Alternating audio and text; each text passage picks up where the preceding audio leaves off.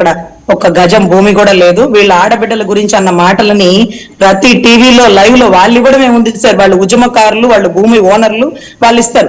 కానీ ఏ సంబంధం లేని నేను వాళ్ళ కోసం చాలా పోరాడినాను సార్.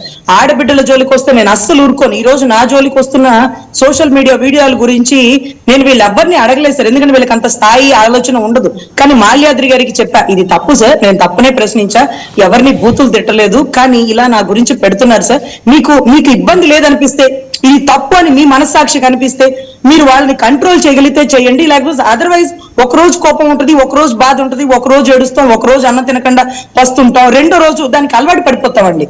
నేను ఎప్పుడు బాధపడలేదు. ఈ రోజు నన్ను తీసేసిన కారణాల గురించి మాట్లాడుతున్న శిరీష్ గారికి చెప్తున్నా, నన్ను తీసేసి ఉంటే ఆ కారణాలు ఇంతవరకు సస్పెన్షన్ లెటర్ ఇవ్వలేదండి.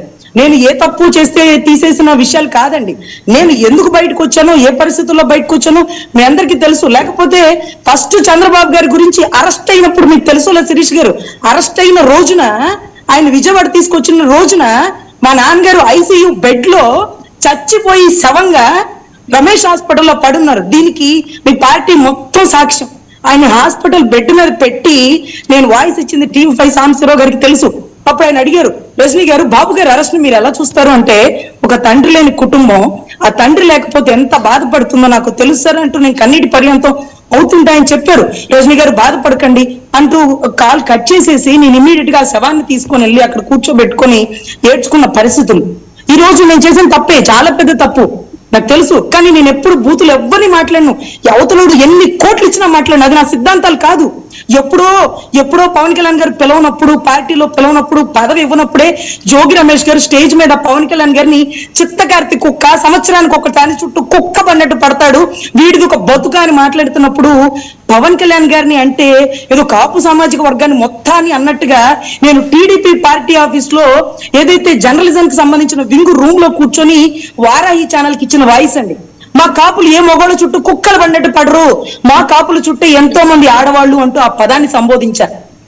అప్పటికి పార్టీలోకి రాలే, ఆయన నన్ను పిలవలా, ఆయన పదవిలో ఎవరైనా ఎక్కడ ఏ మూలు ఉన్నా సరే నా కులిపోడేనే అంత మాట అంటాడు ఆ స్టేజ్ మీద అని బాధపడి ఆ రోజు వాయిస్ ఇచ్చా. ఈ రోజు ఇప్పుడు అది ట్రోలింగ్ చేస్తున్నారు. ఈ మధ్యలో నాకు పార్టీలో పదవి ఇచ్చినప్పుడు ట్రోలింగ్ చేయలేదు, టీడీపీకి సంఘీభావం ఇచ్చినప్పుడు ట్రోలింగ్ చేయలేదు. కానీ అది తప్పు, చాలా పెద్ద తప్పు. కుక్కలు అనే పదాన్ని నా జీవితంలో వాడిన ఒకే ఒక్క బూతు పదం తప్ప నా లైఫ్ హిస్టరీ ముత్తలో అవసరం కోట్లు ఇచ్చినా సరే నేను బూతు పదాన్ని వాడను. అది నా సిద్ధాంతాలు, నేను కమ్యూనిజం సిద్ధాంతాలు. మీ రాజకీయాల కోసం సిద్ధాంతాలు మారిపోవు. ఈ రోజుకి నవ్యాంధ్ర నిర్మాత ఆయన తప్పుని ఖండిస్తాడని చెప్తా. ఈ రోజుకి పవన్ కళ్యాణ్ గెంటేసిన నా అన్ననే అంట, అది నా పేటెంట్, అది నా పేటెంట్.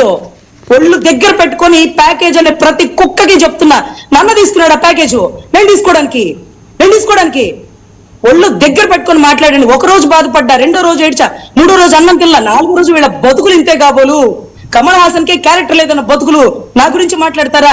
ఒక అనారోగ్యంగా ఉన్న ఆడబిడ్డల గురించి మాట్లాడతారా? వీళ్ళ బతుకులకి ఒక రాజకీయమా అని నేను అనుకుని సంపాదించుకొని నా కుటుంబానికి సర్ది చెప్పుకొని ఈ రోజు తప్పునే ప్రశ్నిస్తున్నా. అంబటి రాంబాబు గారిని చూసి రాలా, వాళ్ళ కేసుల్ని తీసుకోలా, వాళ్ళ ముఖాలు కూడా నాకు తెలీదు. తప్పుని తప్పు అన్న, కర్రలు పట్టుకోవడం తప్పు, ఫ్లెక్సీ కట్టడం తప్పు అన్నాను. కానీ ఈ రోజుకి రాంబాబు గారి కేసుని తీసుకోను, కందుకూరు కేసు కూడా నేను తీసుకోలే, ఆ ఊరు కూడా పోయి చూడలే, హాస్పిటల్ కూడా పోయి చూడలే. తప్పుని తప్పు అంటే సిద్ధాంతాలు నచ్చకపోయినా నువ్వు బాధపడండి. మల్లేష్ గారు రెస్పాండ్ అవ్వండి